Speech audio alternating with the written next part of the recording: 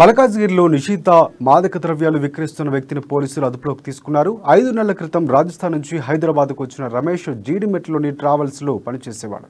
సులభంగా డబ్బు సంపాదించాలనే నెపంతో రాజస్థాన్ నుంచి మాదక ద్రవ్యాలు తెచ్చి హైదరాబాద్లో అమ్ముతున్నట్లు పోలీసులు తెలిపారు. అతన్ని అదుపులోకి తీసుకుని విచారించగా ఈ కేసుకు సంబంధించి మరో ముగ్గురిని గుర్తించారు. వీరి నుంచి కూడా 12,50,000 రూపాయలు విలువ చేసే 500 గ్రాముల డ్రగ్స్, నగదు, 5 మొబైల్ ఫోన్స్ను స్వాధీనం చేసుకున్నట్లు రాచకొండ సిపి మహేష్ భగవత్ తెలిపారు.